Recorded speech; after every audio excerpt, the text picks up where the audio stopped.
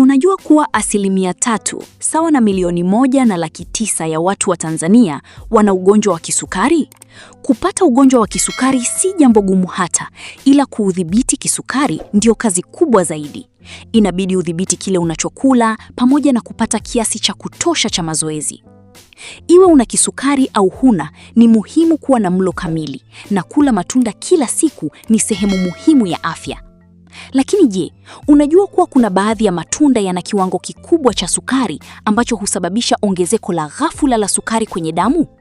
Kupata matunda rafiki kwa wagonjwa wa kisukari ambayo yanaweza kusaidia kuweka sukari ya damu katika kiwango kizuri si jambo rahisi kwa watu wengi.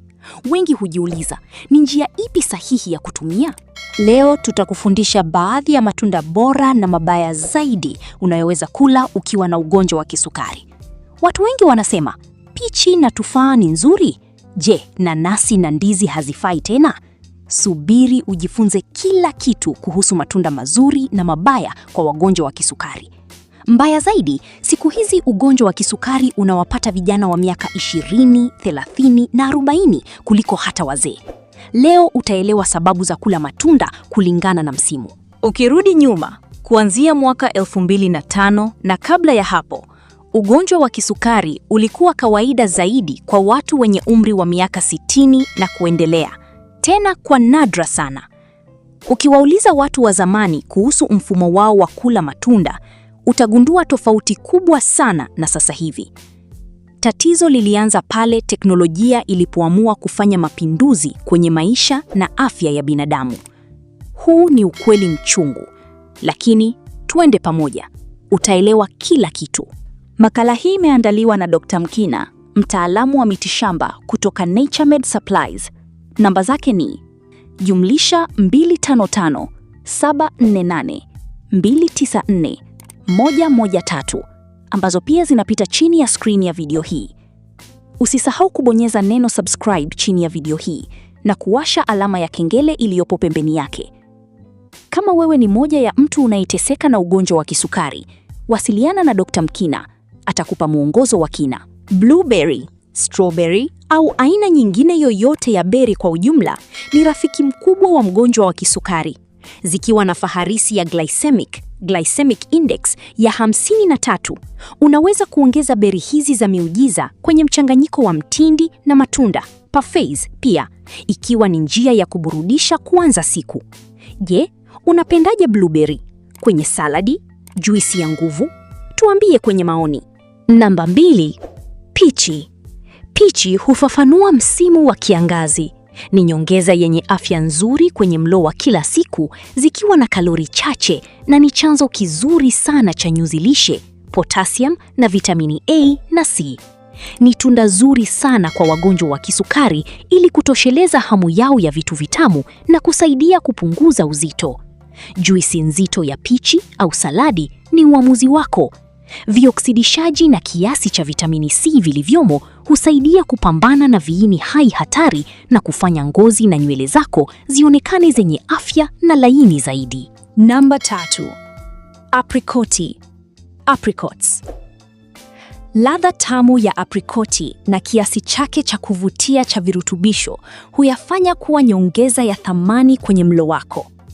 Zimejaa vitamini A, C, potassium, shaba na magnesium zenye faida. Kula aprikoti zilizokaushwa na zile mbichi nzima husaidia katika kudumisha viwango vya sukari kwenye damu. Tofauti na peremende za kibiashara na chokoleti ambazo zina sukari na wanga uliosindikwa, kwa ajili ya mlo wenye afya, kula aprikoti zilizokatwa vipande vyembamba pamoja na mkate wa kukaanga wa siagi ya karanga ni mlo kamili kwa wagonjwa wa kisukari. Faharisi yake ndogo ya glycemic na virutubisho vyake husaidia kudhibiti ugonjwa wa kisukari. Pia huboresha usagaji wa chakula huku zikifanya mwili ujihisi umeshiba. Namba 4, tufaa. Apple.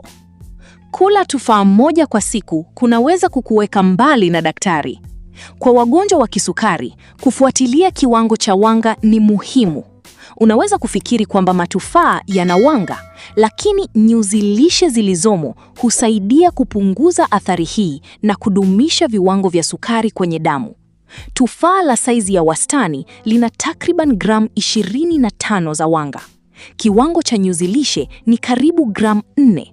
Hiyo husaidia kupunguza kasi ya mchakato wa usagaji chakula na kutoa glucose pole pole sana kwenye mfumo wa damu.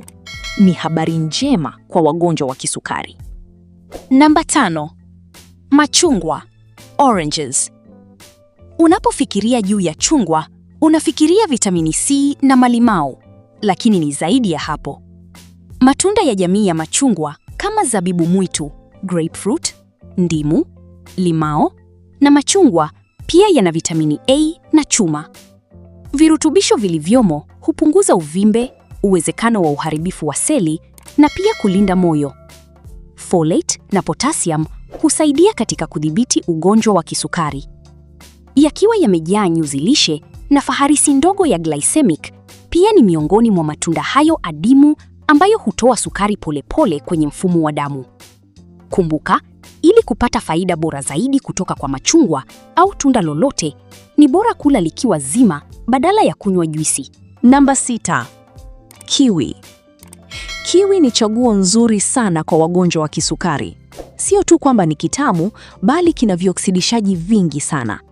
Kukiwa na msisitizo wa kuboresha kinga siku hizi, pia ni njia nzuri ya kuweka mfumo wako wa kinga ukiwa wenye afya. Hii ni kutokana na kuwepo kwa viini hai hatari ambavyo huharibu sumu yoyote iliyopo mwilini. Kiwi huweka afya ya moyo katika hali yake bora kabisa.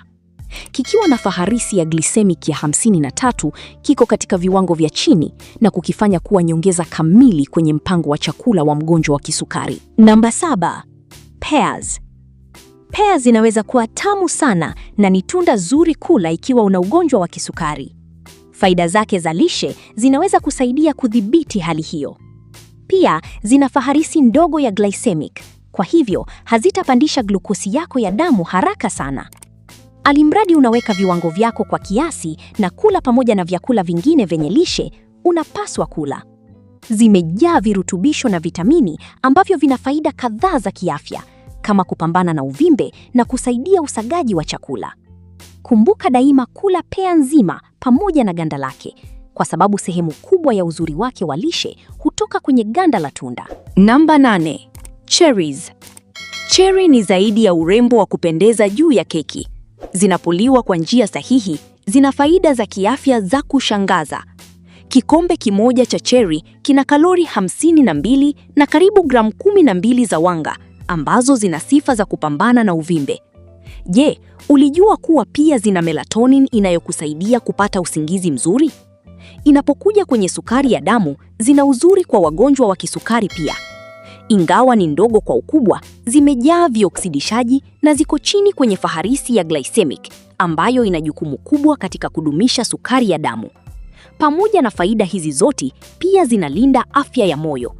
Video hii imeishia hapa, ikieleza kwa kina matunda salama na yenye manufaa ambayo mgonjwa wa kisukari anaruhusiwa kula bila hofu, ikiwa ni pamoja na kiwango kinachofaa kwa afya yake.